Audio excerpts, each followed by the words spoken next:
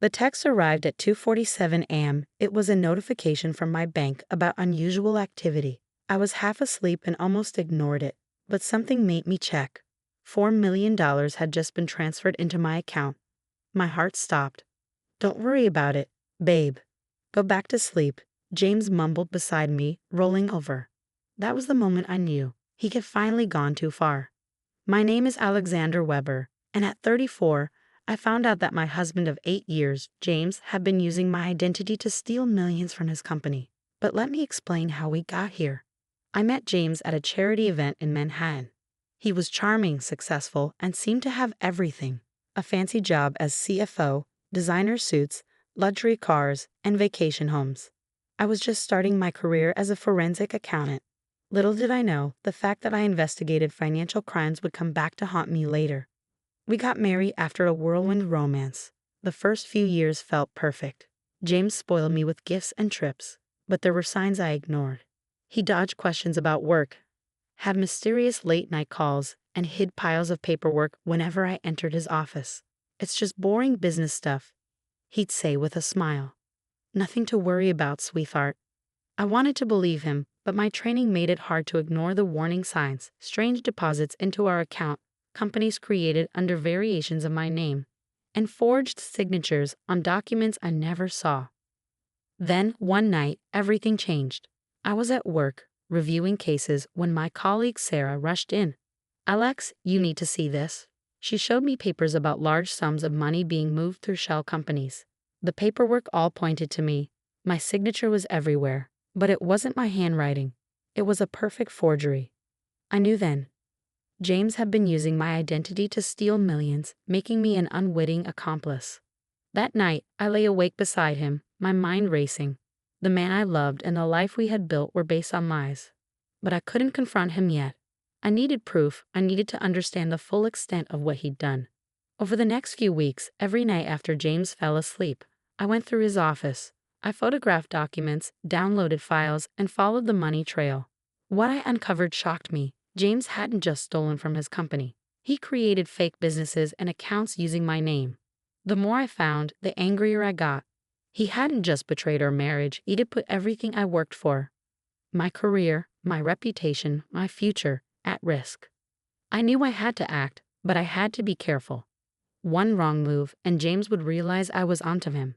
So I played the perfect wife, smiling and agreeing as he bragged about his business deals, all while secretly building my case. I contacted the FBI and shared everything I had uncovered. Thompson, the lead investigator, was impressed by the evidence I had gathered. "This is thorough work, Mrs. Weber," he said during our first meeting.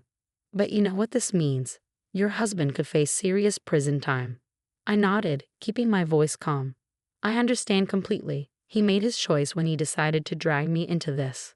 The plan was simple: let James think he'd gotten away with it while the FBI built their case. I had to keep pretending I didn't know anything was wrong. It wasn't easy, especially when James got bolder with his actions. One evening at dinner, he said, "Remember those papers I had you sign last month? Well, they just helped us secure a very comfortable future." I forced a smile, my stomach twisting.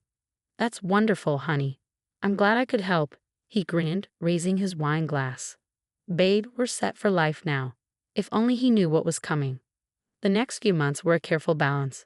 During the day, I helped the FBI track the stolen money. At night, I played the supportive wife, watching as James dug himself deeper into his web of lies. Then came the text about the $4 million transfer. James thought he'd made the big move, securing our future. Little did he know, he had just signed his own arrest warrant. That night, I lay in bed, heart racing, knowing the FBI had everything they needed. In a few hours, they'd move in and James's world would come crashing down. "Everything okay?" he mumbled, pulling me closer. "Everything's perfect," I whispered back, knowing it would be our last night together. The sun was barely up when I heard the first knock at our door. The morning of James's arrest felt unreal.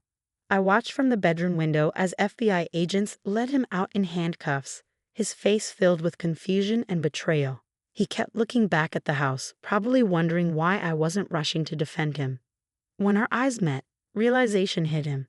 You did this," he mouthed, his face shifting from confusion to rage. I held his gaze, not flinching. For the first time since discovering his crimes, I felt truly in control. The aftermath was chaotic. News of James' arrest spread quickly, and reporters camped outside our house, hoping to catch a glimpse of the betrayed wife who helped bring him down. What they didn't know was that I had already prepared for this. Over the past months, I'd documented everything and secured my own finances separate from his crimes. I had even started looking for a new place to live, knowing our mansion would likely be seized as evidence. The first visitor I had after James' arrest wasn't a reporter or a lawyer. It was his mother, Eleanor. She stormed into my office at work, her designer handbag swinging as she confronted me.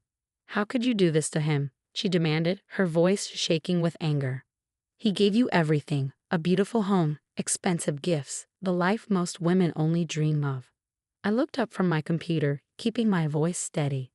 "He gave me stolen money, Eleanor," I said, my voice steady despite the storm inside me. "He used my identity to commit crimes. He risked everything I've worked for without a second thought. He did it for us," she insisted, her voice rising with anger. "For our family, and you betrayed him." I stood up, feeling the weight of everything I had endured. "No," I said firmly. "He betrayed me the moment he decided to forge my signature. He betrayed me when he made me an unwitting accomplice to his crimes. And now he's facing the consequences of his actions." Eleanor left in tears, but her words lingered, haunting me. How many people would see me as the villain in this story? How many would assume I should have stayed quiet, looked the other way, and been grateful for the luxury his crimes had provided? The answer came sooner than I expected. That evening, I received a call from James's lawyer. "Mrs. Weber," the lawyer said, his tone neutral. "My client is willing to take full responsibility for the embezzlement charges if you agree to certain terms." I already knew what was coming. "What terms?" I asked, keeping my voice steady. "You would need to sign an affidavit stating you had no knowledge of his activities. In return, you'll ensure you keep certain assets, like the house, the cars, a generous monthly allowance." I couldn't help but laugh, despite the gravity of the situation. Even now, James thought he could buy my silence, control the narrative. "Tell your client no deal," I said firmly. "I've spent months documenting his crimes. I'm not going to lie to protect him." The lawyer sighed. "Mrs. Weber, please understand. If you cooperate, this could all go away quietly. You could maintain your lifestyle, your social standing. Fighting this will only make things messier. Messier than having my identity stolen, than being made an unwitting accomplice to fraud? No, thank you. I'll take my chances with the truth." After I hung up, I sat alone in my office for a long time, reflecting on everything that had brought me here. The red flags I'd ignored, the signs I'd dismissed, the gut feelings I'd pushed aside. Never again would I silence my instincts for the sake of peace. A month later, the preliminary hearing took place. I arrived at the courthouse early, dressed in a simple black suit, my head held high.